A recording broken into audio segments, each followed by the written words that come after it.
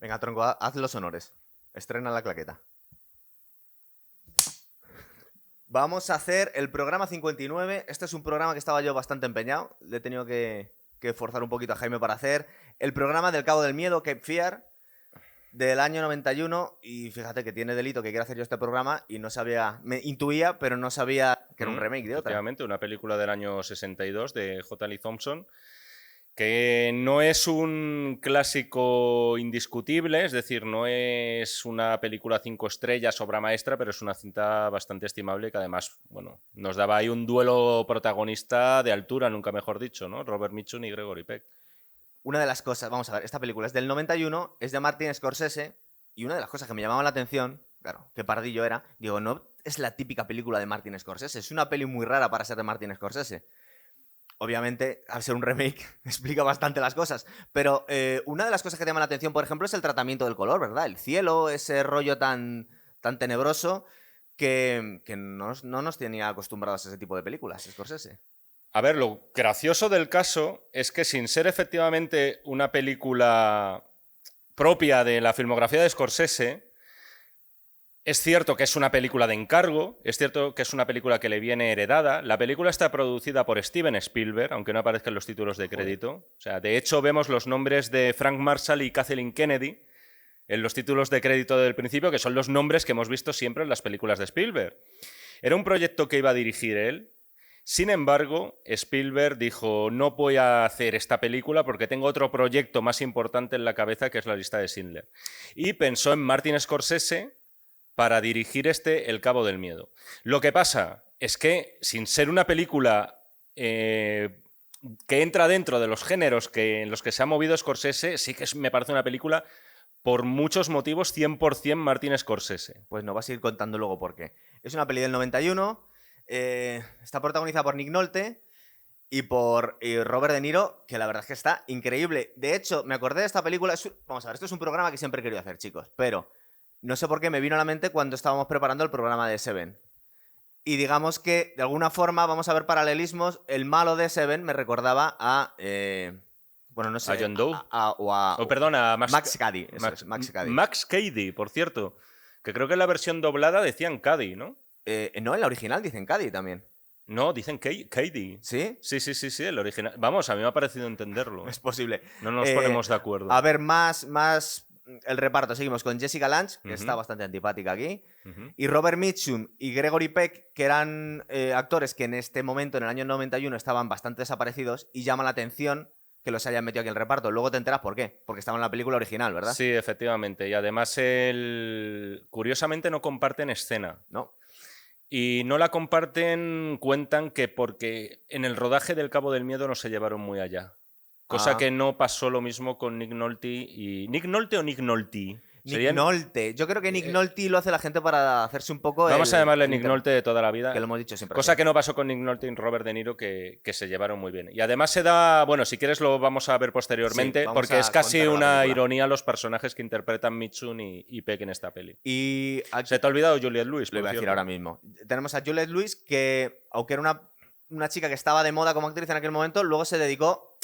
Es verdad que se dedicaba a la música, estaba con las dos carreras, pero luego directamente no la volvimos a ver mucho más en el cine, ¿verdad? Se dedicó a la música. Música bastante agresiva, era un rock... Sí, era un poco punk, un poco grunge también, era un poco ese rollo. Juliet and the Leaks se llamaba ese grupo, por cierto. ¿Sí? Sí. No estaba mal, pero era un poco ratonero la música que hacía, pero bueno, tenía actitud, tenía estilo. ¿No? Y es verdad que es una actriz que... Una vez, aquí tenía 18 años aproximadamente cuando hizo la película. En realidad está interpretando a una chica, casi una niña de 15. Y pasados los 30, poco ya hemos vuelto a verla. Salía también, tuvo un momento de gloria bastante... salía en Maridos y Mujeres, con Woody Allen. Salía, por supuesto, en la película de Robert Rodríguez, Abierto hasta el amanecer, de Rodríguez y Tarantino.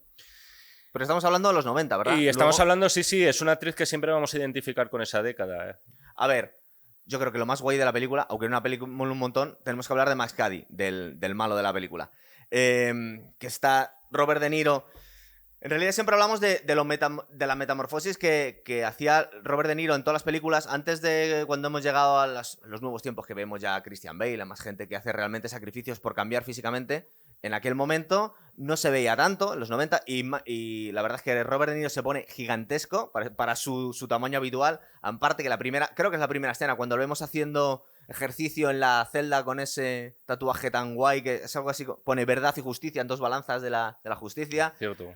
Con unas fotos que lo tengo que apuntar de Patton, de Stalin y del general Lee, el general sudista de la Confederación de Estados Unidos.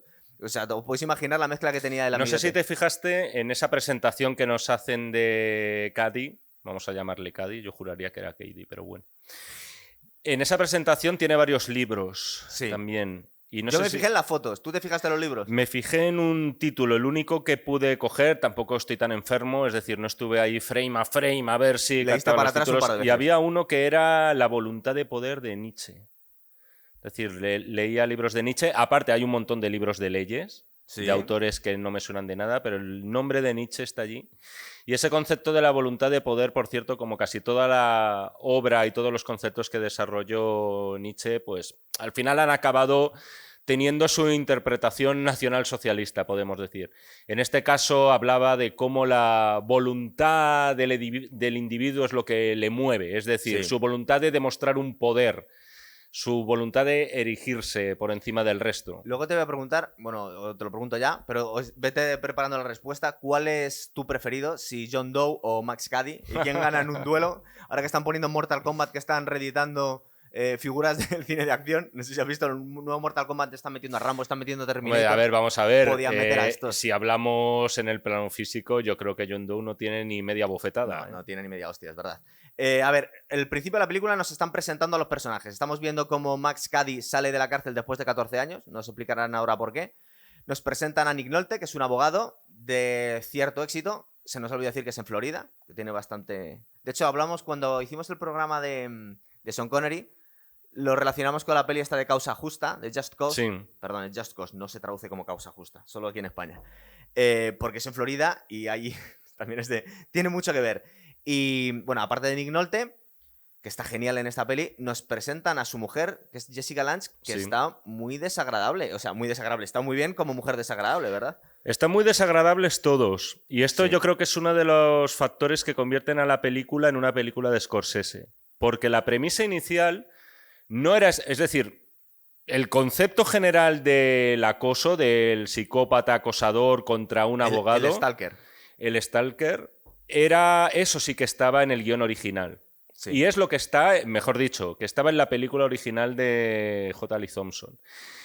Pero en este caso Scorsese le daba apuro mostrar una familia americana perfecta, que era lo que veíamos en la película original. Es decir, Gregory Peck, que por cierto era Atticus Finch, ¿no? El abogado de Matar a un ruiseñor, es la imagen de la honestidad. Scorsese no quería eso, quería todo lo alejado posible.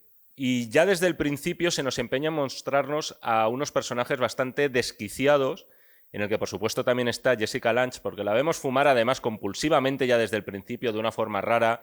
Tiene como una especie de neurosis permanente. Luego vamos a averiguar. De artista frustrada, diseñadora. Sí, diseñadora y tal. Luego iremos sabiendo por qué, porque hay más detalles, ¿no? No sé si o ya entramos directamente en los antecedentes. Vamos a ir poquito a poco. Estamos presentando, luego está su hija, que es Juliette Lewis, que aquí no recuerdo mismo cómo se llama, pero bueno, es bastante indiferente. Es una adolescente que en realidad... Supongo que es la que nos debería mostrar un poco de inocencia. Es una chica que básicamente... Se nos olvidó una cosa. La película nos la está contando ella. Nos la está contando Juliette Lewis después de los acontecimientos. Es como nos está narrando. Porque al final vemos la primera secuencia, no nos queda claro tampoco a qué se está refiriendo, porque ella se limita a hablar, que por cierto no lo hemos dicho, de este espacio físico real que es el Cabo del Miedo, el Cape Fear. Que al final de la película veremos de qué nos están hablando. Sí, que al parecer se bautizó así debido a que encalló un navío inglés allá por el siglo XVI. Me parece que de ahí viene que se le llame Cabo del Miedo. Para que veáis. Y entonces, claro, ella nos aparece. Lo primero que vemos es a ella en pantalla. Después, por cierto, de los títulos de crédito iniciales, que es que eso no lo hemos comentado. Es bastante chulo, ¿verdad? La banda sonora estamos en un remake, la banda sonora es un remake en sí mismo. Es la misma banda sonora de la película original. En este caso, hay que decir que adaptada y actualizada por Elmer Bernstein, un pedazo de compositor que, entre otras, nos dejó Los Siete Magníficos, ¿no? Y Los 10 Mandamientos y tal, tiene créditos impresionantes. Y en este caso, ya te digo, es un remake. La banda sonora en sí es otro remake de la película, dentro del propio remake de Scorsese. Esta película, que es posible que haya gente que le parezca que es una película, o que es muy buena película, y hay que ser un poco cenutrio para decir que no es un peliculón. Es verdad que igual es un poco irregular, pero tiene algunas escenas memorables, es decir, tiene algunas geniales. Estoy pensando que al poquito de iniciarse la película ya nos han presentado los personajes. Tenemos a Nick Nolte como abogado que está... No sabemos si ha consumado o no, pero está medio liado con una compañera de trabajo. Es infiel a su mujer. Aquí empezamos ya con las taritas que mete Scorsese a sus personajes. Él no quería una familia perfecta, ya lo hemos dicho, y lo que hace directamente es ponerle a este señor de mujeriego. Su mujer de histérica y... Tontea con una compañera de trabajo, Sí. con la que al parecer no ha ido más allá, pero él abiertamente está tonteando con ella cuando están jugando al squash. Al squash, que es un deporte muy ochentero. La coge de la manita, le dice... Él, digamos que es un tío jugón. Y Sí. luego averiguaremos por qué, por cierto. Porque... Eso es. Sí, porque ya había pecado antes. Y luego un detallito. A mí me da la sensación que Scorsese nos quiere, de alguna forma, hacer más simpática a Juliette Lewis. Es decir, que representa un poco la inocencia. Vemos hablándola que incluso se digna hablar en español al servicio. A Graciela, creo que se llama. Sí, de hecho la oímos hablar en castellano. A Graciela en la versión original, obviamente, ¿no? Eso es, es intraducible en un doblaje. Una de las primeras escenas, que para mí son memorables, es que vemos a la familia en el cine y alguien sentado delante fumándose un puro y riéndose a carcajadas. Es una de las primeras escenas que se nos quedan grabadas, ¿no? Ahí, por cierto, hay que decir, dos cosas. Primero, no hemos dicho que la banda sonora original era de Bernard Herrmann, uno de los grandísimos compositores. Yo te la he pasado ahí. De la historia, que es que no lo he mencionado, me parece que tiene delito, porque además emparenta al final mucho con el cine de Hitchcock también, sí. Esta película. Bernard Herrmann era el compositor de cabecera. Y ya de hecho los propios títulos de crédito están diseñados por Saul Bass, que los títulos de crédito iniciales molan mucho también, con esos planos de ojos que se supone que son de Robert De Niro y de alguno de los personajes, con el reflejo en el agua. Y he olvidado lo que me estabas contando. Me estaba contando la escena del cine. La escena del cine. Se está fumando un purazo. Lo que quería decir es que a gente de nuestra generación que ha crecido con Los Simpson, vamos a tener ciertas dificultades a la hora de discernir, si no volvemos a ver la película, lo que se nos mostraba en Los Simpson y lo que se nos mostraba en este capítulo, porque hay un episodio concreto en el que hacen una parodia total y absoluta y completa en sí misma, no es un guiño, al Cabo del Miedo, con el actor secundario Bob deseando cargarse a Bart Simpson porque por él entró en la cárcel. Eso es. Y entonces, entre otras escenas, está la del actor secundario Bob haciendo pesas. Sí. Que se está preparando. O está en el cine también. O sea, quiero decir, los bajos del coche, pero bueno, ya lo veré. Porque Max Cady, de alguna forma, está encarnando a Edmond Dantes en El Conde de Montecristo. Lleva 14 años preparando su venganza contra... Es verdad que ahora os vamos a contar ya la premisa. Digamos que se encuentra en el parking con su antiguo abogado, que le está stalkeando ya, justo después de la escena que hemos visto en la que le estaba jodiendo la película a la familia, bueno, y al resto de la sala, pero que le daba lo mismo. Y nos cuenta de alguna forma que tiene una deuda con él. Se están pegando pullitas, no lo dicen de forma muy, muy clara todavía, pero nos cuentan que Robert De Niro no quedó muy... o Max Cady, que tú ya lo dijimos, vamos a intentar fijar la política ya de una vez. Sam Bowden y Max Cady. Eso. No quedó muy contento con los servicios de su antiguo abogado. Todavía no nos dice exactamente a qué se refiere. No sabemos qué ha pasado, efectivamente.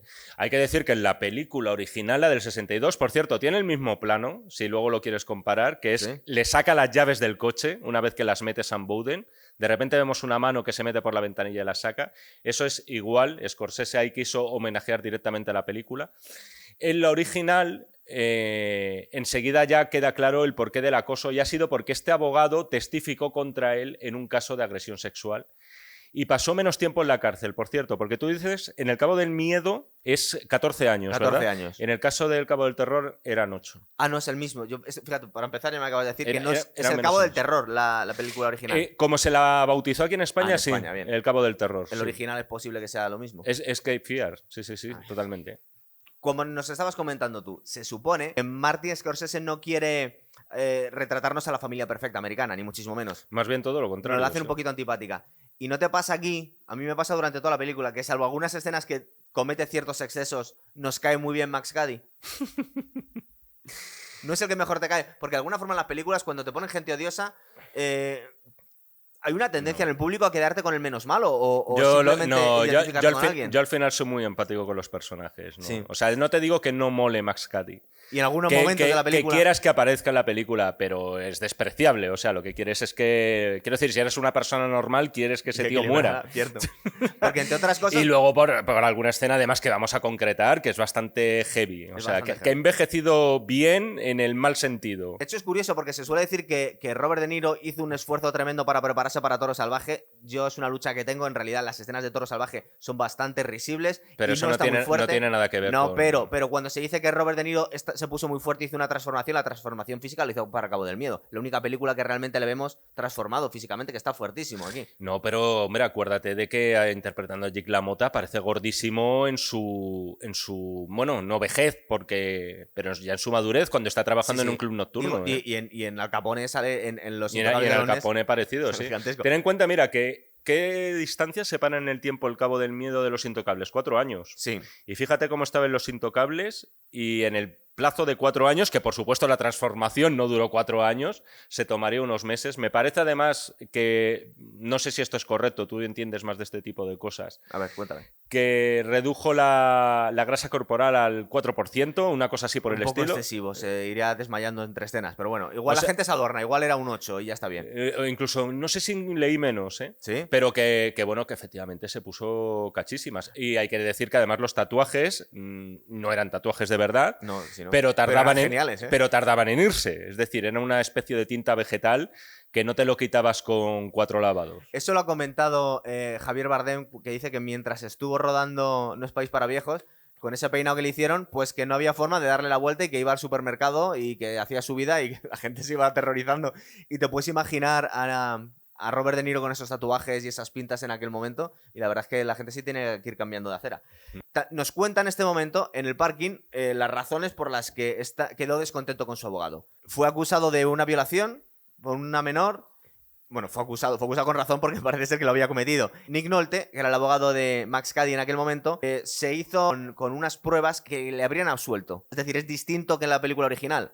Totalmente. O sea, para que te hagas una idea, en la película original él no fue representante legal de este hombre. Se da la circunstancia de que es abogado, sí, y que fue clave él como testificando en un juicio. Pero no era su abogado. Pero no era su abogado. Ah, bien. Entonces, en este caso en concreto, sí que fue su abogado y tardamos un poquito en saber exactamente por qué tiene esta inquina hacia este señor y le acosa a pasito.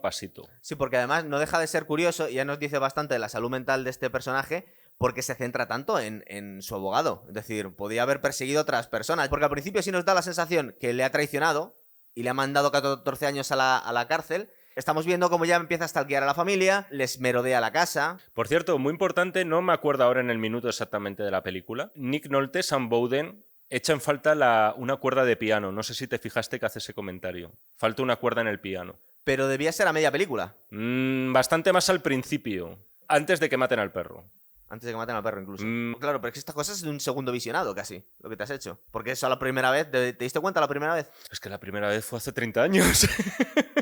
No sabría decirte. Y además es una película que llevo como a lo mejor 10-15 años sin verla, ¿eh? Mira, os voy a dar algunos datos que tenía que apuntar que son muy guays. Por ejemplo, se va encontrando varias veces por el pueblo con Max Cady, que le viene a decir como, no, es que he decidido venirme aquí a vivir. La situación del stalker que ahora... Hoy en día se conoce bastante más. En aquel momento no era algo que tuviera el gran público tan presente. Y podemos percibir el agobio que supone que alguien está acercándose a tu familia, pero que legalmente no está cometiendo ningún crimen, ni tienes ninguna razón, entre comillas, para pedir una orden de alejamiento. Le vemos aparecer y desaparecer e ir cargando cada vez más un poquito las tintas. Por ejemplo, le comenta dos datos muy guays. Dice, es que gracias a ti me puse en contacto con mi parte femenina en la cárcel. Es cuando está haciendo las cuentas él, además, ¿no? Sí, porque hay un momento en el que le ofrece dinero su abogado. Y empieza a echar las cuentas de cuántos miles de dólares, porque le ofrece una miseria, ¿no? Le ofrece, creo que son 20, 30.000 dólares, que puede parecer bastante dinero, pero prorrateándolo con los 14 años dice que le sale una media de unos 10 euros al día por ser violado en las duchas. Hay un momento muy parecido también en El Cabo del Terror. Y además el personaje de Robert Mitchum es también muy socarrón, es decir, está todo el rato echando mano de la ironía. Y le hace un comentario de: veo que no está usted familiarizado con el salario mínimo o algo así, sí, ¿no? que eso perfectamente se lo podría decir. Creo que es en el momento del coche, además, ¿no? Sí, por eso veis como, vamos a ver, no es que quiera justificar a Max Cady, pero al principio veis a Robert De Niro cuadrado, con unos tatuajes que molan muchísimo, y recriminándole al miembro de una familia bastante antipática que le ha traicionado como abogado en un juicio. Y aunque sabemos que era por una violación, ni siquiera hasta este momento tenemos constancia de que hubiese sido cierto. Estamos todavía en una escala de grises, pero ya empezamos a ver cómo van apretándose las tuercas, desaparece el perro, ¿verdad? Entonces ya vemos como que se le están empezando a infiltrar en casa. Sí, sí. Más cosas. No vemos, por supuesto, a Max Cady acogiendo el perro y retorciéndole el pescuezo. Es decir, el perro... Creo que es envenenado. Sí, me parece que sí. Vuelve un día a casa y ha sido envenenado. Luego vemos otra escena en la que ha dejado tirado, entre comillas, a su ligue, que no es ligue, o sea, no sabemos si ha consumado o no. La chica con la que tontea de la oficina, sí, ¿no? La deja tirado un día en una cita y misteriosamente acaba conociendo en el bar a un tío interesante que es Max Cady, ¿verdad? Que aparte es muy curiosa la escena en la que le está seduciendo, porque está diciendo barbaridades, que quiero cogerte y hacerte brutalidades, y a ella le hace muchísima gracia y dice, ¡ay, qué bien!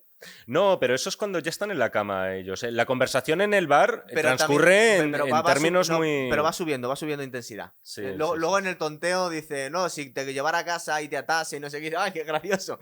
¿Qué cosa me vas a hacer? Bueno, el caso es que vemos como de una escena bastante explícita al final acaba violándola y, bueno, y de hecho la agrede, creo que le mete un mordisco o algo por bueno, le arrancó un trozo de cara. Es una escena realmente desagradable, ¿eh? Claro. Es muy dura porque además esta chica, la verdad es que es un personaje que al final da bastante pena. Porque ella está despechada.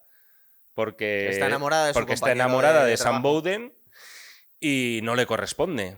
Entonces lo que hace pues es irse a un bar y liarse con el primero que encuentra. Pero es que en este caso no es que ella encuentre a Max Cady, es Max Cady quien la encuentra a ella, porque esto es importante también. Claro. Es decir, al final esta violación y este mordisco en la cara es parte del plan de él. Yo creo que además él lo hace sin ningún tipo de deseo sexual hacia esta señora ni por perversión. Es decir, él lo que quiere es vengarse en ella o vengarse de Max Bowden a través de esta pobre chica. Por eso creo que está bastante bien elegido el ejemplo del Conde de Montecristo. Lo que pasa es que el Conde de Montecristo en el libro es el bueno. Edmond Dantes. Pero digamos que es alguien tan calculador que hasta cierto punto, por eso, veis el hilo de relación con Seven, es alguien que tiene un plan maestro tremendo a la hora de conseguir una venganza o un crimen, y todas estas cosas son, como os comenta Jaime, no ha sido accidental que la haya conocido, sino que ya seguramente sabía que el abogado estaba liado con esta chica y les ha seguido para eso. Hay que decir que en la peli del año 62... ¿Sí? Ocurre lo mismo, pero sin que sea lo mismo, obviamente. Sí que hay una escena en la que Cady se supone que golpea y viola salvajemente a una mujer que no es que sea amante ni amiga de Sam Bowden, pero sí que es una mujer que por vergüenza nunca va a delatarle. Es decir, va a coger el primer autobús y de hecho lo vemos, coge un autobús y se larga de ese pueblo. Max Cady, en este caso, en la peli que nos ocupa, de algún modo, y a mí me parece más discutible, sabe que esa mujer nunca va a testificar contra él. Porque de hecho vemos como le llama por teléfono a Nick Nolte, va al hospital y le anima, porque él ya está mosqueadísimo y dice, es que este hombre es un tío peligroso, de hecho, creo que le deja caer ya que te ha pasado esto porque me querían castigar a mí. Por favor, denuncia para ver si podemos meter a este hombre en la cárcel, pero, como dices tú, ya debí intuir que no quería denunciar porque supone que iba a sentir una vergüenza tremenda. Aparte tenía algo que ver con el tipo de casos que solía llevar ella como abogada también. Si estamos además en eso, se supone que además es una película con gente de leyes, ¿no? De hecho hay un comentario que le hace Robert Mitchum. Robert De Niro a Max Cady y a Sam Bowden, que aquí estamos, dos abogados hablando entre nosotros. Porque se ha sacado la carrera en la cárcel. Porque, claro, se ha sacado la carrera en la cárcel y ha revisado su caso. Como que conoce exactamente o puede anticipar lo que va a ocurrir desde un punto de vista legal. Esto, por cierto, también ocurre en la película original. Entonces, ¿qué es lo que pasa? Que si sentíais un poquito no es simpatía, pero que estabais un poco en tierra de nadie con Max Cady, veis como mata al perro de la familia y viola y arranca media cara a una chica, pues ya automáticamente se nos cae la posible simpatía que pudieseis tener por este hombre. Y luego vemos como un escenón bastante guay en el que la mujer sale a la mujer de Nick Nolte sale a la calle, creo, para recoger correo, y aparece el coche de Max Cady y le entrega, le empieza a vacilar un poco, empieza a tontear con ella y le entrega el collar del perro. Ya les había informado a la familia quién era este Max Cady. Y de alguna forma vemos cómo va creciendo la tensión en cuanto al acoso a esta familia, ¿verdad? Que es un poco el crescendo de esta peli. Ahora que mencionas lo de la tensión, quizá habría que decir que aquí es donde se ve el estilo de Scorsese bien, y por eso me refería que es una película, es una peli de género, es una película thriller, psicothriller, como la quieras llamar, pero desde el punto de vista estilístico es una tensión desde el primer minuto. Es decir, la película no te da un respiro. Es rapidísima cómo está montada. Los planos son muy fugaces, hay muchísimo traveling. Scorsese está todo el rato jugueteando con la cámara. Tiene muchos ángulos así como contrapicados, no sé si te fijaste. Sí. Y que eso de algún modo ya te distancia con los personajes, ¿no? Te está manteniendo todo el rato en tensión la película. Y durante la primera hora se pasa como un suspiro. Se me ha olvidado decir dónde encajaba Robert Mitchum en esta película. Es el sheriff de la ciudad al que va a quejarse Nick Nolte para intentar, de alguna forma, que la policía le ayude. Lo que pasa es que es muy pillo Max Cady y todas las cosas que hace no hay forma de demostrarlo. Sabe que aunque viole y agreda a esta chica ya no va a denunciar. El acoso, de alguna forma, a lo que está sometiendo a la familia no es evidente, no se puede probar. De hecho, no sé si recuerdas que les provoca a toda la familia en un desfile y acaba consiguiendo que le pegue un puñetazo y lo vea toda la ciudad como le ha metido, como le ha agredido. Sí. ¿Han visto lo que me ha hecho tal? No sé qué. Sí, ¿Ves como al final vas a poner la voz? Sí. Al final vas a hacer la escena. Es mi voz natural, ¿eh? Todavía no lo he forzado. Todavía no hemos llegado a eso. Siguiente escena mítica. Llama por teléfono a la hija, Max Cady, haciéndose pasar por su nuevo profesor de drama, ¿verdad? Y le vemos como el tío es un auténtico crack en cuanto a habilidades sociales, porque no solo ha conseguido ligarse al posible lío que tenía Nick Nolte en el bar en 5 minutos, diciendo justo las palabras adecuadas, sino que aquí vemos cómo sabe seducir, o por lo menos hacerse el interesante, con un adolescente. Esta es otra de las cosas que Scorsese quiso cambiar con respecto a la versión original. Ay, espera, que se me olvida. Pero mientras está colgado del techo haciendo abdominales, que luego es guapísima la escena. Sí, porque mira, esto es una de las cosas que es que Scorsese es muy jugón con la cámara. Entonces te lo está mostrando a él en plan Batman, como si fuera Christian Bale, colgado del techo, y te da la vuelta a la cámara de tal forma que le estás viendo enderezado pese a que está al revés. Es muy difícil de explicar, sí. Pero visualmente la gente se dará cuenta. Queda muy guay. Y en este caso en concreto, que es muy potente la secuencia de seducción a Juliette Lewis, porque primero Scorsese la creó exprofeso para esta película y el guionista, ahora mismo no me sale el nombre, no cogió el guión directamente de la película del 62, un guionista lo readaptó y Scorsese lo llevó más a su terreno. La secuencia en concreto iba a ser una persecución en los pasillos del instituto, en un acoso aquí del ogro, por así decirlo, contra Caperucita Roja, ¿no? O el lobo contra Caperucita Roja. Tiene que ver luego la siguiente escena, eso. Y luego, sí, porque además, iba a ser una persecución muy convencional, muy del estilo Hollywood, ¿no? Y entonces Scorsese lo que dijo es, vamos a hacer algo más ambiguo. Y lo que vamos a mostrar aquí es una escena vamos a ver a un depredador, efectivamente, pero no va a ejercer la fuerza, sino que va a ejercer, podríamos decir, casi la corrupción. Es decir, se la camela de tal forma a Juliette Lewis, además diciéndole todo lo que quiere oír. Esto, por cierto, lo hace en un escenario de teatro que es como una casita Estamos mezclando dos cosas. Primero, la conversación por teléfono, y al día siguiente, como se consigue tener una entrevista solo con ella en privado en los sótanos del instituto, en la que está en una casita como de un cuento. Es como una casita de un cuento, lo cual refuerza todavía más ese aire de cosa perversa, ¿no? Fumándose un porro, que es algo así que de alguna forma es un acto de rebeldía para cualquier adolescente. Y le dice algo que cualquier adolescente en esas edades de 14, 15, 16 años difíciles quiere escuchar, y es: tus padres están pagando sus pecados contigo, prohibiéndote fumar porros y tal, porque además tu sexualidad, todas sí, estas cosas. porque además se supone que la chica ya era un poco porrera, ¿no? Sí. Y ya ha tenido algún antecedente. Entonces es una secuencia.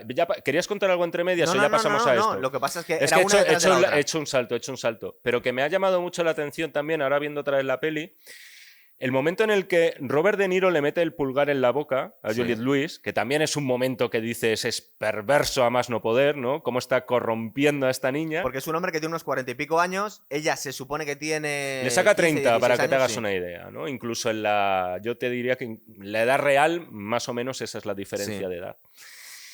Y cuando de esto se entera Sam Bowden, Ujú. tiene una secuencia... Un ataque de ira. Tiene un ataque de ira y si te fijas, lo que hace es ponerle La la mano en la cara. en la cara, sí. Efectivamente. Como tapándole la boca para que Como no hable. tapándole la boca. Y ella reacciona, en la otra secuencia reacciona con excitación ante el pulgar de Robert De Niro. O sea, se nota que le están entrando como unos sofocos tremendos en plan de, "Joder, este señor me ha puesto a 1000". Y en la otra, cuando le pone su padre la mano en la boca, reacciona con miedo, con terror. Max Cady la ha ganado para su causa a la niña. Porque a Juliette justo al Lewis. final de la conversación que tienen ahí en la casita, en el escenario, donde se supone que hace la obra de teatro, en el último momento ella se da cuenta que es el hombre que les está stalkeando. Dice, tú eres ese hombre que dice mi padre, ¿verdad? Es decir, tú no eres el profesor de literatura o de arte dramático, creo que es. Que por cierto también sabe de literatura el tío, al parecer. Sabe un montón. Da ganas de meterse en la cárcel para estudiar tranquilamente y formarse, hay que decir. Hombre, luego y tiene... pones enorme. Sí, y con tatuajes guapísimos. luego tiene los otros daños colaterales que Sí, cuenta el pero propio Robert De Niro. te lo pagan a 10 euros al día. Sí. Pero vamos que sí, además le entra con el tema de Henry Miller, que siempre va a ser un autor como muy de adolescente, o sea, muy de literatura prohibida. Ella misma lo dice en un momento dado, ¿no? El libro de Trópico de Cáncer, que no, mis padres lo tienen escondido, he leído algunas partes de él. Le entra por ahí Robert... O sea, el tío sabe cómo entrarle a un adolescente como el monstruo que es. Incluso no sé si te das cuenta que es alguien un carácter muy trullero, sus tatuajes, es alguien peligroso, pero cuando llega al escenario por primera vez Juliette Lewis y lo encuentra, está fumándose un porro pero con las piernas cruzadas, da la sensación de alguien muy bohemio, ¿verdad? Es camaleónico, es decir, dependiendo de con quién está tratando... Podría ser un profesor de literatura de instituto, yo no sé por qué ella se extraña, así con sus melenas. Es que da la y tal, sensación, ¿no? Y al final de la película lo podemos debatir o no, como que son muchas personalidades en una, ¿verdad? Es como si fuera el diablo, es decir, es alguien esquizofrénico. Es que esa es otra cosa que si quieres, ya final, cuando ¿no? lleguemos al tramo final profundizamos un poco más en ella. Entonces, como está decepcionado con el sheriff de la ciudad, Nick Nolte, con Robert Mitchum, ha fichado a otro investigador privado, creo que es un ex policía, que no recuerdo ahora mismo el nombre, pero es un actor bastante conocido también. Es un secundario, Joe Don Baker, sí, de secundario muy de serie B en su juventud y que luego en películas más modernas pues se le ha rescatado. Y que va a tener una muerte muy guay. Hay que decir, una de las ironías, Robert Mitchum aquí encarna al sheriff que le recomienda a Nick Nolte que eche mano del lumpen, por así decirlo, para acabar con Max Cady. Justo aquí. Y era Max Cady en la película, ¿no? Le da la vuelta completamente al personaje Scorsese, al actor, en este caso, en una peli a otra. Entonces decide hacerse con los servicios de matones. No se le ocurre otra cosa a Nick Nolte que ir a... ¿Ves? Es que soy incapaz, sigo haciendo al final los nombres de los actores. A una cafetería para advertirle. Te doy una última oportunidad, vete de esta ciudad. No quieres que te pase nada malo.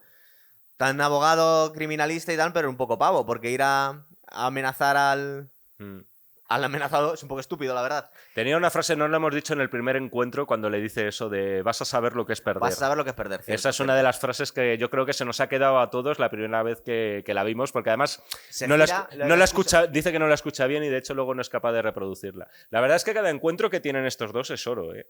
Son momentos muy chulos los que me te recuerdan regala. Un poco a la escena, porque también es una cafetería la que tiene con Al Pacino Robert De Niro en Hit. En Hit, ¿no? Sí, cierto. Un poco de eso.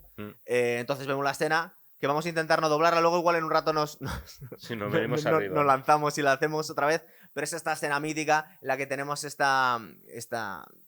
recita unos versos de Seleucus, Ricardo Solans, después de pegarle la paliza a él a los matones. Es decir, los matones se deja pegar una paliza, Robert De Niro por ellos, y en algún momento se revuelve y vemos como que se estaba dejando golpear. En realidad puede con ellos en cualquier momento, mientras Max, ¿cómo se llamaba Nick Nolte en esta película? A ver si consigo. Bowden, Sam Bowden. Está detrás de una esquina y espiando un poco de voyeur, viendo, supongo que quería disfrutar la paliza que le iban a dar a Max Cady, pero acaba convirtiéndose en una escena terrorífica porque acaba viendo como Max Cady puede con los matones, de hecho les pega una paliza horrible y descubre o intuye que está ahí detrás.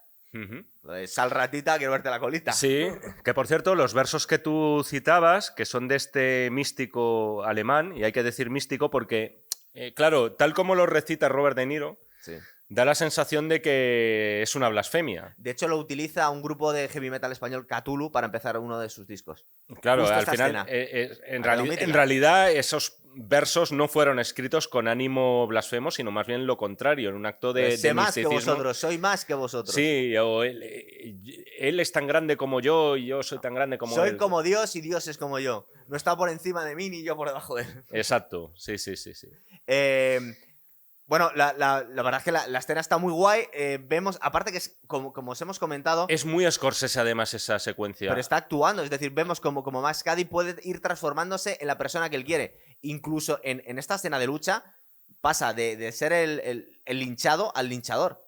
Cuando decide. Sí, tal cual. Se deja pegar. Ahora vamos a ver luego la siguiente escena por qué se deja golpear. Y hay que decir también que estamos viendo un poco también la degradación del propio Sam Bowden, ¿no? Claro. Es decir, estamos hablando al final de un hombre de ley al que le cuesta estar dando estos pasos, por cierto. O sea, por supuesto, eso le acarrea un dilema Porque moral. desde un punto de vista legal no puede probar nada. No puede probar que esta persona haya matado a su perro, ni que ha violado a esta chica, ni que ha acosado a su hija. Entonces, claro. Y entonces, claro, vemos también cómo va tocando fondo, ¿no? Por determinadas cuestiones. Yo creo que él no disfruta el tema de estar presente en lo de la paliza. No sé muy bien por qué acude allí. Luego, No sé si quiere asegurarse, porque, por ejemplo, en la versión original ocurre también lo mismo. Mejor dicho, en la versión primigenia, en la peli original. Y él no está presente.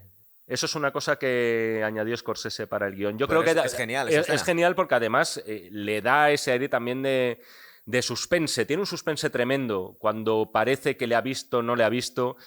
La última vez que la he visto, he intentado poner especial énfasis en ver si desde el punto de vista de Niro se ve un poco el flequillito de Nick Nolte o no. Porque al final de la escena él viene a decir: ¿estás ahí, abogado? ¿Abogado? Sí. Y al final no sabemos muy bien si él sabe si está ahí o no, porque de hecho él dice al final: ¿estás ahí o no? Y dice: va, da lo mismo. Y tira una barra de hierro. Sí, con la que se ha dejado maltratar. Porque veis, la escena se lleva una paliza con barras de hierro y con cadenas y se deja pegar para la siguiente escena que vamos a ver a continuación, que es en un juicio que le está representando Gregory Peck a Max Cady, que Gregory Peck, el original, ¿también era el abogado o era Max Cady?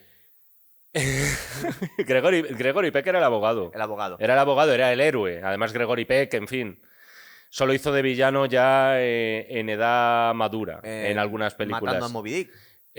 Como el Capitán acá, pero bueno, en realidad no era. Pero hizo de Mengele, por ejemplo, en. Sí. Está bastante claro que es el malo. En Los Niños del Brasil. Lo que pasa es que era una película ya de los años 70, pero bueno, Gregory Peck siempre ha sido la viva imagen de la pulcritud y la honestidad, ¿no? Y aquí vemos por qué me recordaba tanto a Joe Doe. La película es de 4 años después. Es del 95 y esta es del 91. Vemos cómo todo era un plan maestro también de Max Cady. Dejarse pegar para luego. ¿Pero tú crees que se deja pegar? Yo creo que al final lo que hace Max Cady aquí es aprovechar la coyuntura. Es decir, yo creo que al principio pueden con él. Luego al final es cuando se rehace. Los quita encima como moscas al final. Además, vamos a ver, ¿por qué lleva una grabadora para grabar la amenaza de Nick Nolte justo 5 minutos antes? Puede ser, sí. Es decir, nos da la sensación un poco como en Seven, que el malo va por delante del héroe. Y yo creo que a estas alturas, sus trampas. Y además por determinados momentos, hay un momento, por ejemplo, que creo que es nada más salir del cine, y perdón porque vuelva atrás, no pasa nada, pero que Nick Nolte le ve que está en el coche descapotable. ¿Sí? Van pasando, también es un plano muy de aquellos cineastas de los 70.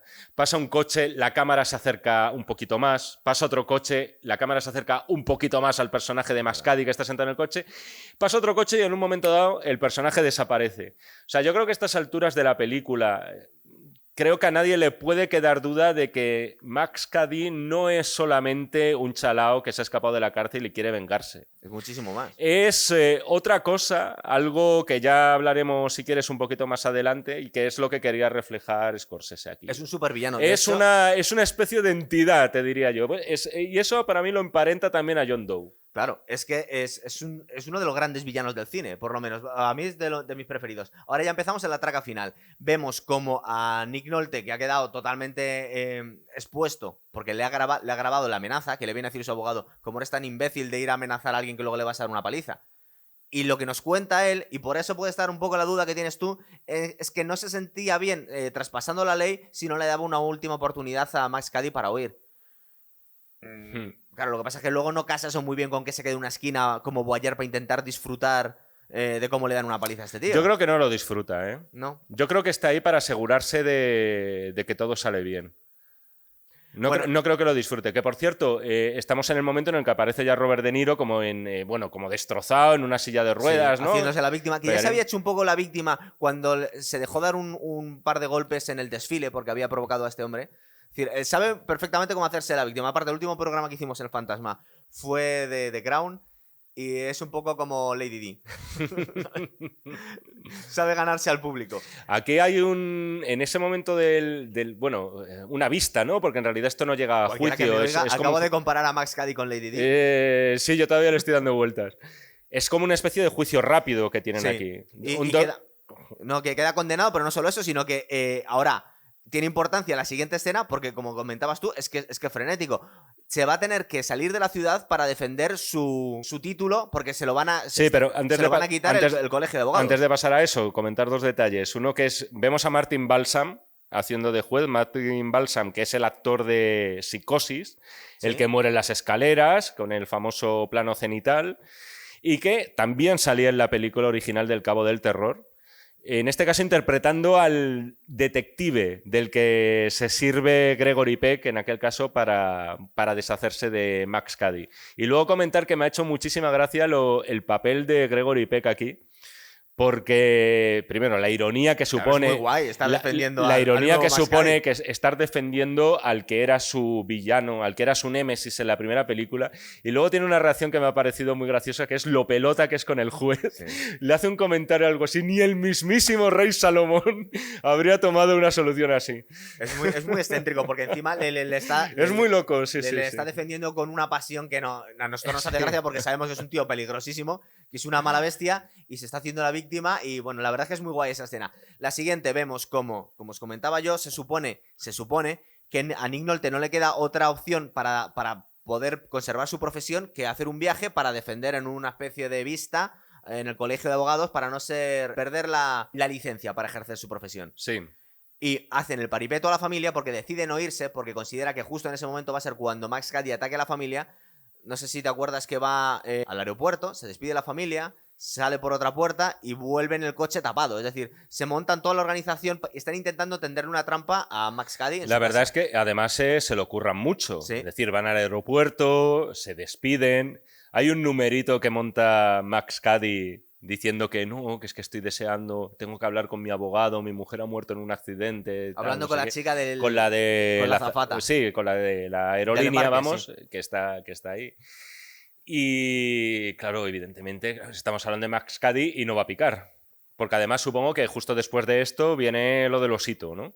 Viene lo del osito. Llegan a casa en la que Nick Nolte ha vuelto en el maletero para simular que se ha ido y ha dejado a la familia sola. De hecho es gracioso porque vienen a decir la asistenta normalmente se va a casa cuando estoy yo con mi familia, pero cuando yo no estoy ella se queda.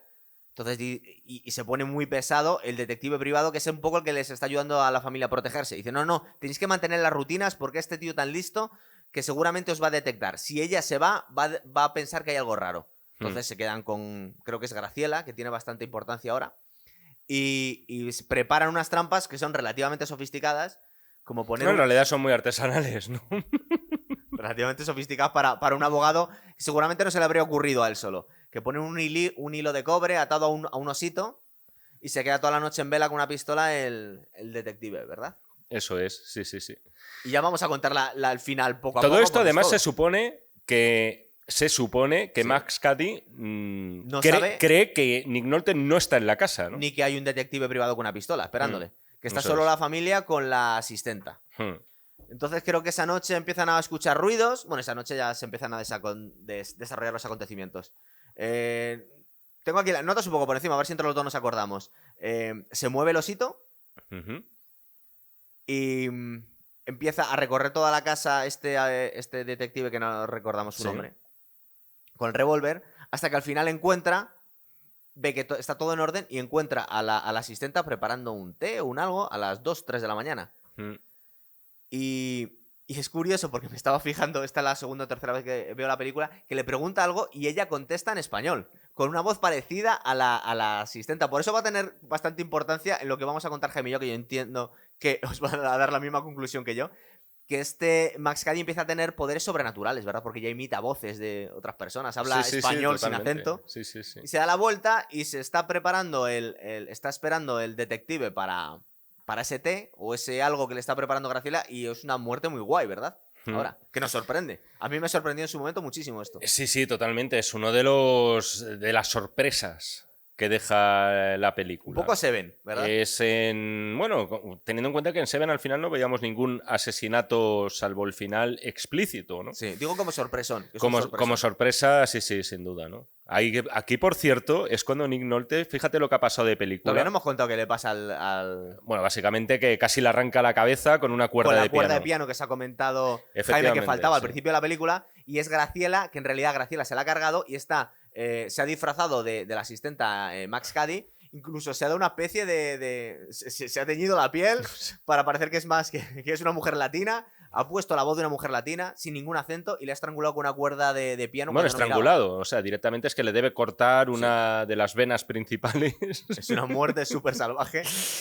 Y la verdad es que te deja cuadros, pero el susto que te da, porque realmente Sí. en ningún momento te esperas que no sea otra persona que la asistenta, ¿verdad? Sí, sí, sí, sí, tal cual. Además, justo antes tiene algún momentito en el que te ha mostrado ya Scorsese tímidamente a la asistenta. Sí. En un plano muy fugaz y tal.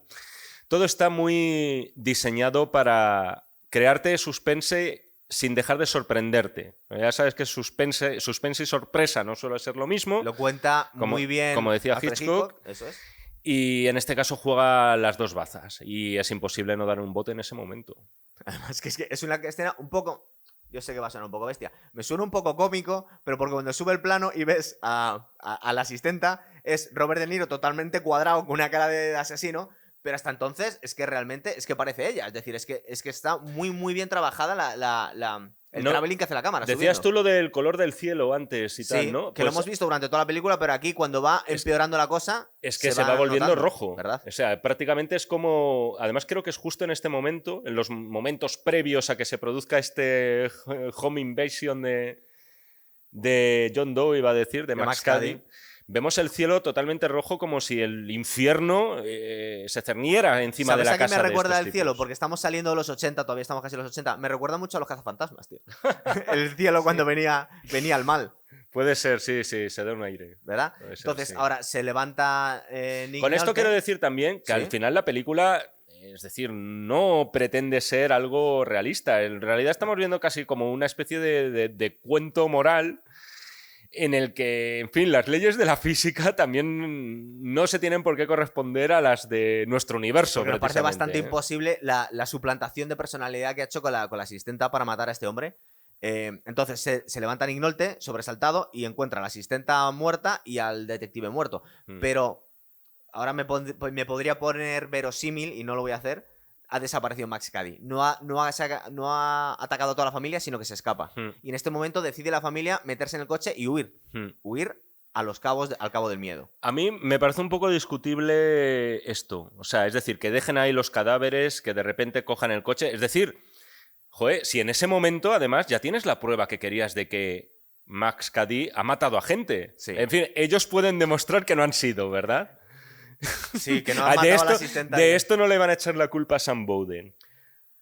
Supongo que no. En Lo este que pasa caso es que lo tienes, ¿no? Además, hemos visto que al tío lo han detenido, posiblemente le hayan tomado las huellas se han dactilares. invertido los papeles y ahora eres tú don verosímil, porque es que lo que va a pasar ahora después es todavía más cantoso. Porque Max Cady ha huido de la casa, les ha dejado vivos, pero luego se engancha en los bajos del coche y se Ya, hace ya, X pero kilómetros. bueno, esto va también con el carácter mefistofélico del personaje, que ya es capaz casi, bueno, de volar, casi Sí. si se lo propusiera. Total, porque va pegado a los bajos del coche durante todo el viaje. No, pero esto te lo digo ya como decisión personal del protagonista. O sea, Sí. dejas la escena del crimen pero empantanada. no sé si recuerdas que y cuando además llega, te pero vas. es que- no, pero es que cuando llega a recoger su yate, que no sé si el yate es suyo o lo alquilan, es una cuestión tonta que siempre me pasa cuando veo la película, pero llama por teléfono a la policía y les dice que hay 2 cadáveres ahí.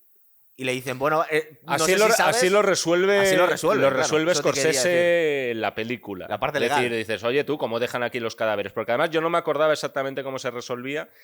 Me hice la pregunta y dije, coño, los deja aquí. Pero luego, lo de irte con tu familia a un barco solitario en una zona en la que no hay ni Dios, sinceramente, o sea, si yo estuviera en su caso, lo que haría sería irme al sitio más poblado que encontrara, no en medio de unos pantanos de La verdad Florida. es que es ¿no? una decisión un poco extraña. Es decir, te vas bien lejos para que puedan acabar contigo más fácil. Bueno, pues esa es la decisión que toman.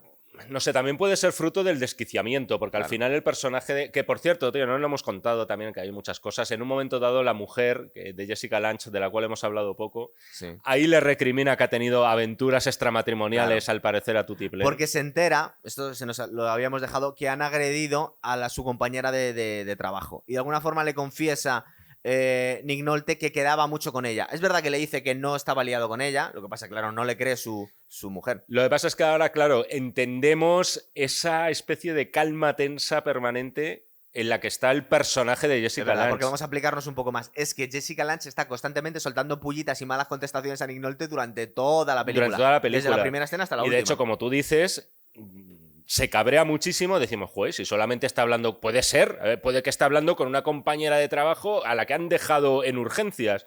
¿Por qué se cabrea tanto? Pues porque este señor era un pillarín, por no decir otra cosa. De hecho, creo que cuentan que se mudaron porque vivían en otra zona de Sí, Estados sí, Unidos sí, y se sí. mudaron para evitar los...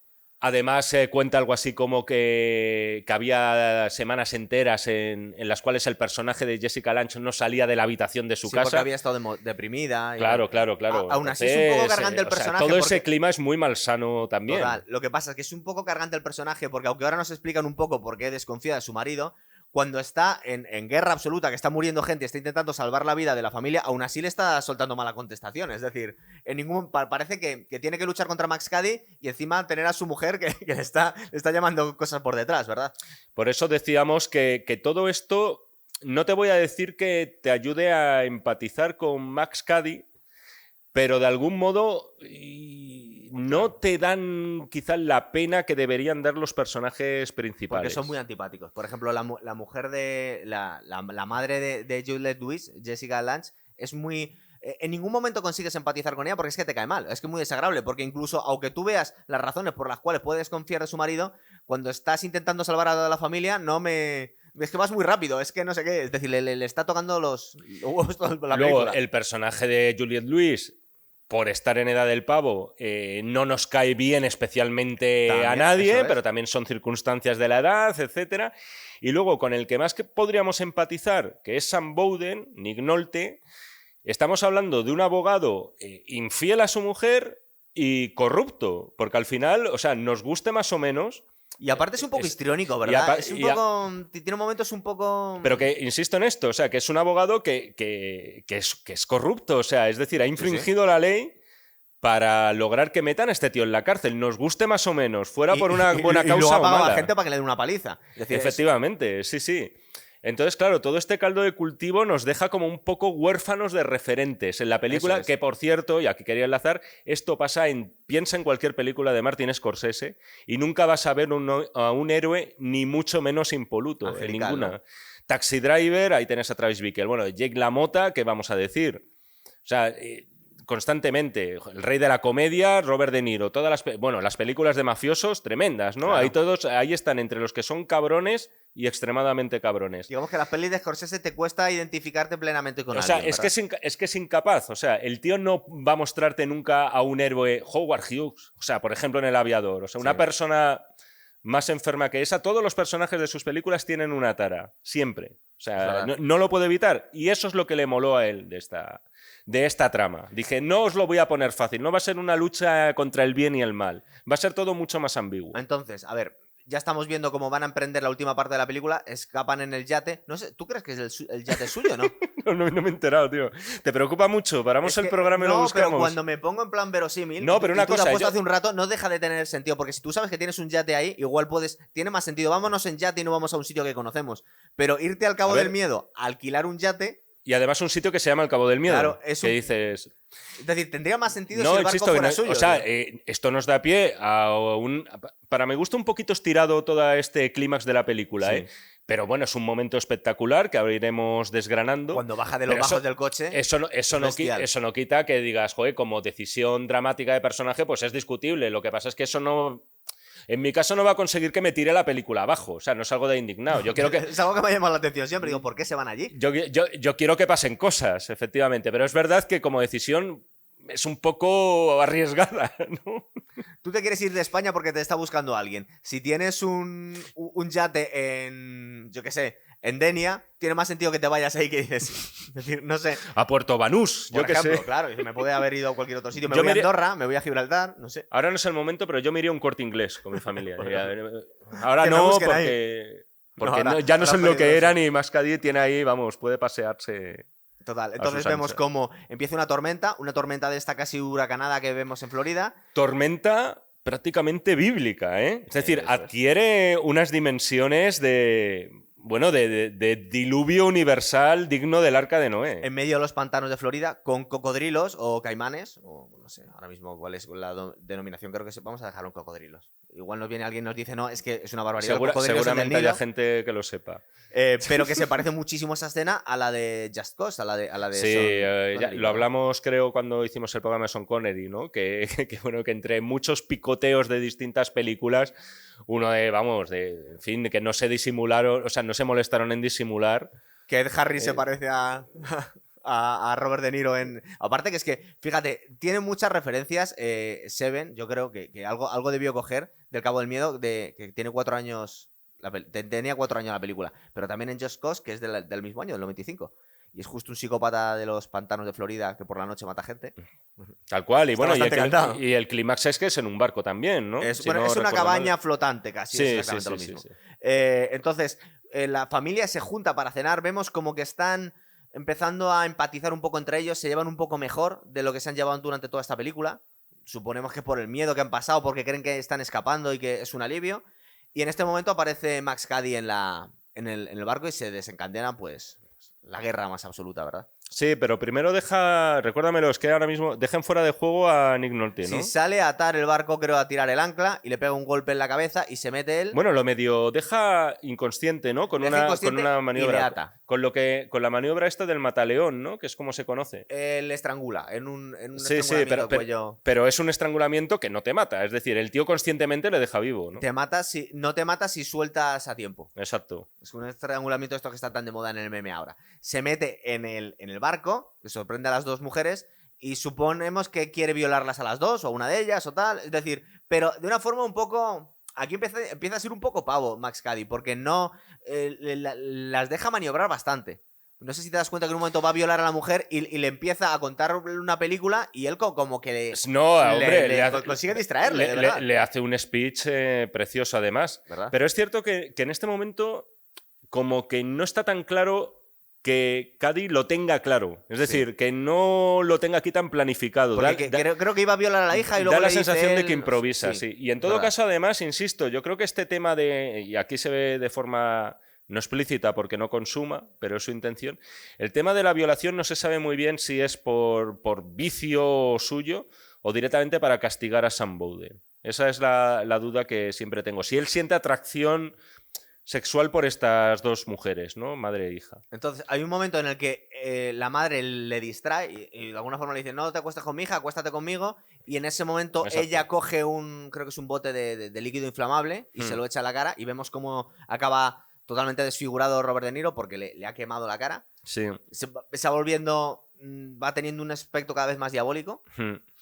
Además, por cierto, que en la película del 62 hay también un intento de violación Ah, a la mujer de Sam Bowden en este caso, y una secuencia que si la gente la quiere buscar se va a sorprender porque es bastante violenta para la época. En este caso sale la chica al rescate. ¿Qué es lo que nos queda? Porque además aquí no queda claro, porque dice, no, te voy a violar a ti primero, luego ella, no, te viola a ti, no. O sea, como que... Pues por eso tengo que dar la sensación que aquí le están mareando a él, porque no deja de ser curioso como alguien que tiene unas cualidades casi sobrenaturales para colgarse de los coches, transformarse en la criada, seguirles a cualquier parte, aguantar la quemadura de líquido inflamable y luego la mujer le hace, mira aquí, mira aquí, mira aquí, mira aquí, y como que le están mareando como si fuera un tonto. ¿Qué pasa? Que vuelve Nick Nolte, tienen otra lucha y consigue reducirlo otra vez Max Cady, y ahora es cuando de alguna forma confiesa, porque le apunta pistola, le dice, abogado, confiesa, que es que le somete a una especie de juicio, ¿verdad? De hecho, le somete directamente a un juicio en el que él es juez y parte. Y se supone que el jurado sería su mujer y su hija. Sí. Están Tal cual. Y entonces creo que escuchamos... directamente... Las razones. Efectivamente. Confesando Nick Nolte, que me da la sensación que si lo hubiera reconocido desde el principio... Se habría salvado. ¿Tú crees que si le hubiera pedido perdón al principio de la película... Es la sensación que nos da ahí, es verdad. No le está castigando un poco también por la hipócrita. Y por cierta soberbia y por cierta... Sí, por mentiroso. Por no reconocer que pudo haberle salvado y no lo hizo, ¿no? Es posible. ¿Verdad? A mí también me da esa sensación, que lo que está buscando... Parecía que lo único que quería... Yo solo quería que me pidieras perdón. Es verdad. Ya está, ¿no? Dice, yo lo que quiero es una disculpa nada más. Venga, ya me voy, ¿por dónde he venido? Pero le confiesa que había ocultado unos documentos que habrían hecho las pruebas del juicio inasumibles, ilegales, y que habría quedado en libertad. Era concretamente, además, que no lo hemos dicho, no ¿no? Recuerdo era bien. concretamente unas declaraciones que hacían referencia a la vida licenciosa, por así decirlo, Fijaros la barbaridad que era. De la mujer. Como la mujer era un poco de... pues eso. Uy, pero no, eso pasa en los juicios ahora. Libre de casco, pero igual ahora. O sea, es decir, no. sí, cuidado, ¿eh? Y luego hay mucha polémica por eso, obviamente. Es verdad que se hizo durante muchos años. Ahora mismo tienen más cuidado porque era una barbaridad. Una barbaridad. O sea, decir, no, es que esta señora, pues, oye, iba cualquiera. Bajaba al bar todos los viernes, entonces, pues por eso la han violado, ¿sabes? Entonces, claro, Nick Nolte esconde eso por lo que pueda pasar. ¿Pero por qué dice por qué lo esconde? Porque le había confesado Max Cady, o había investigado él, que lo había hecho muchas más veces, que no era la primera vez en la que se supone que había violado a alguien, sino que tenía varios casos de que había violado a menores. Sí. Entonces, él decide, y de alguna forma podemos entender que es una decisión totalmente ética, decir, yo a este tío, no, aunque soy su abogado, no voy a permitir que salga en libertad, sino que quiero proteger a la sociedad de monstruos como este tío. Entonces, de alguna forma nos explica aquí Nick Nolte, y le podemos empatizar con él ya por fin, aunque era un poco antipático hasta ahora, porque ha hecho esto. Dices que quería salvar a la sociedad y a chicas como mi hija de un monstruo como tú.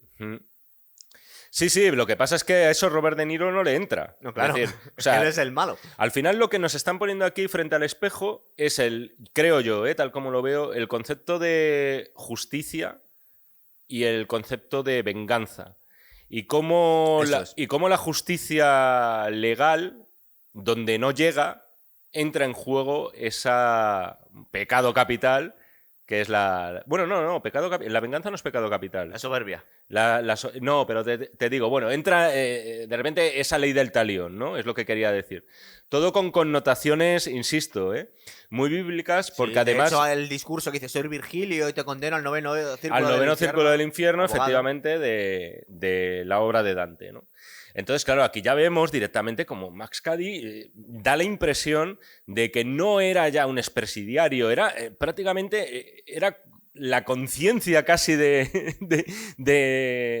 Sam Bowden, ¿no? Que viene como a ajustar cuentas directamente. O sea, dice, te vengo a poner a ti frente al espejo. O sea, al final, ¿yo era el villano o lo eras tú, no? Es un poco porque desde un punto de vista legal, el que ha pecado ha sido el abogado, claro. Claro, efectivamente, ¿no? Entonces dices, joder, tienes razón Robert De Niro. Entonces puedes pensar, sí, o sea, legalmente sí. Pero claro, pero el monstruo es él. Es muy curioso, además, que se da esta ironía de cómo el que no es abogado de verdad acaba defendiendo los preceptos legales y la burocracia legal frente al que sí que es abogado y la ha infringido. Eso es. O sea, al final se dan estos juegos de ironías que son los que te engrandecen la película y te la hacen llevar, más allá del divertimento que es, Sí. te hacen pensar un poquito más, ¿no? Llevarte a esa batalla moral. Y además yo creo que, sí, que es que ha sido un precedente para las películas que han venido después. Bueno, luego vemos cómo pelean y al final acaba. Pues tienen la menor importancia. Tienen la menor importancia desde tu punto de vista de la historia.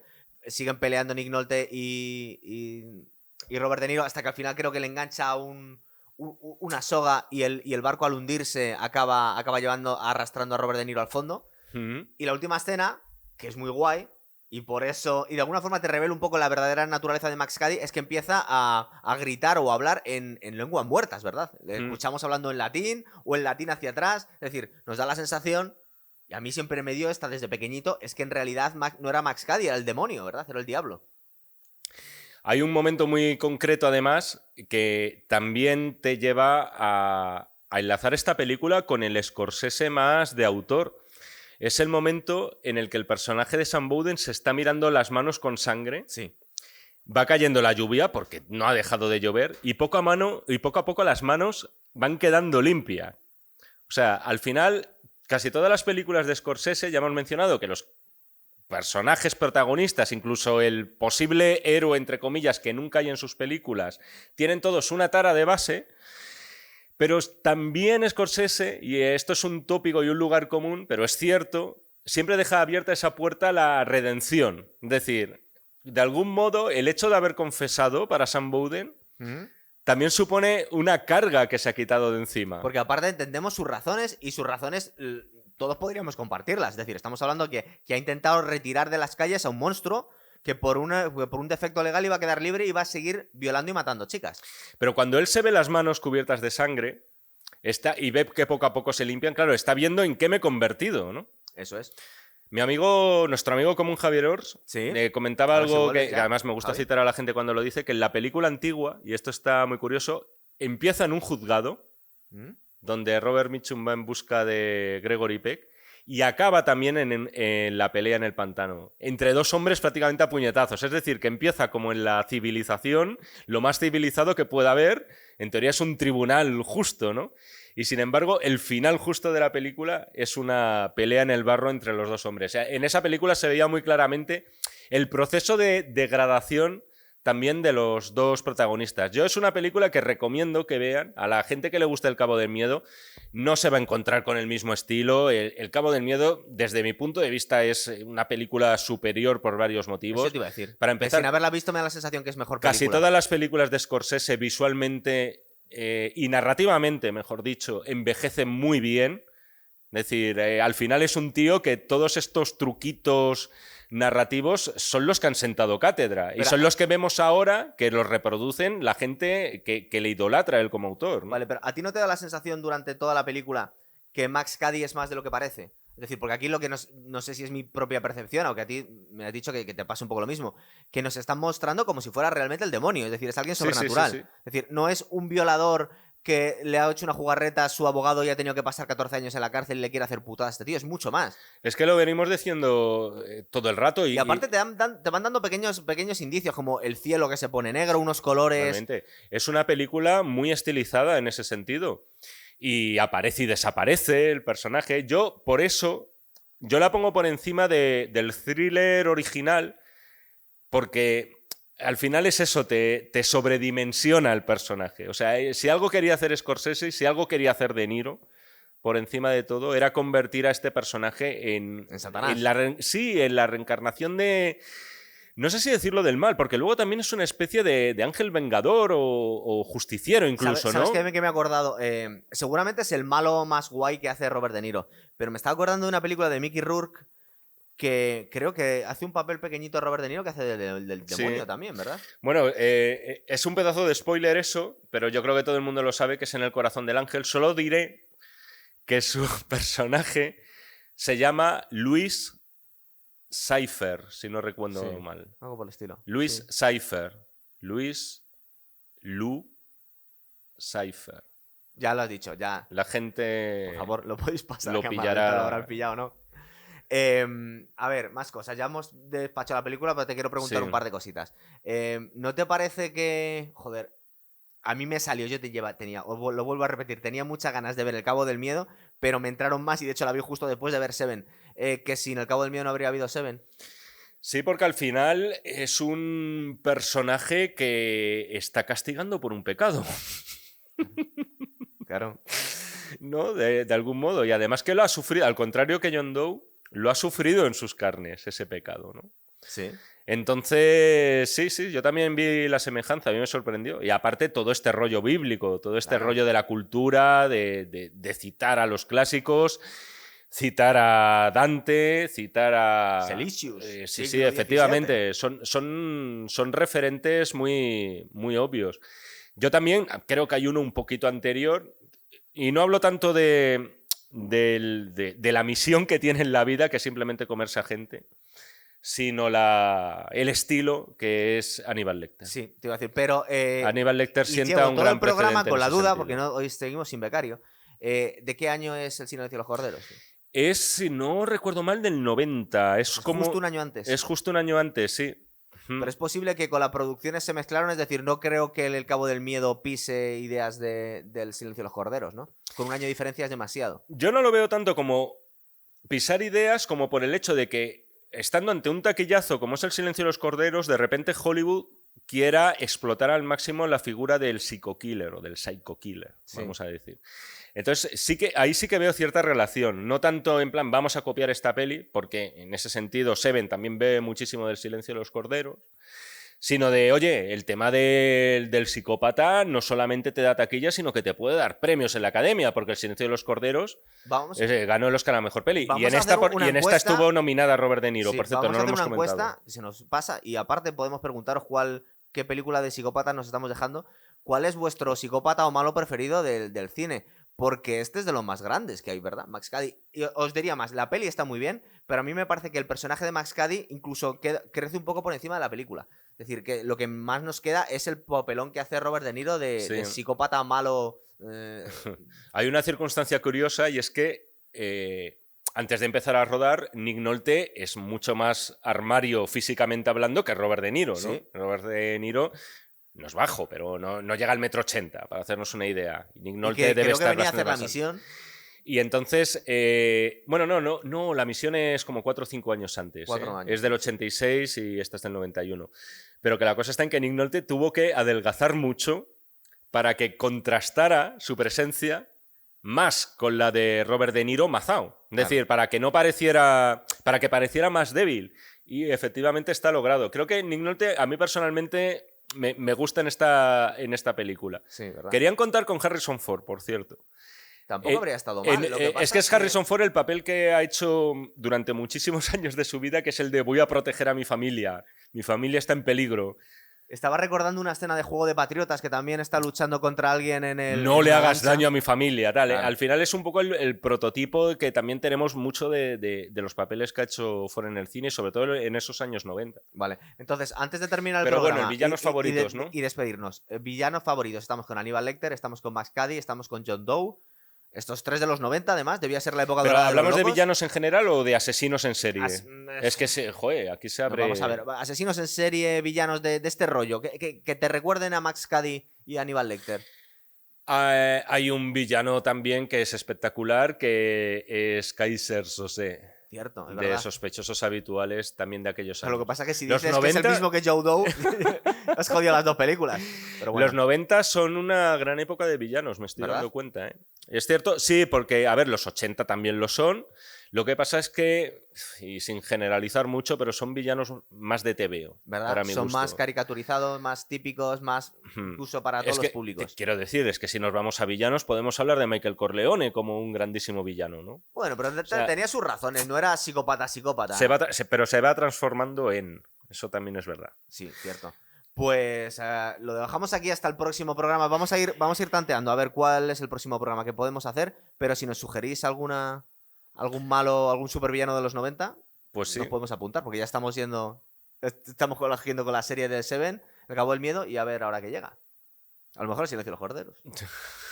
Podría ser. Muy bien, chicos, venga, pues hasta otra. Hasta luego.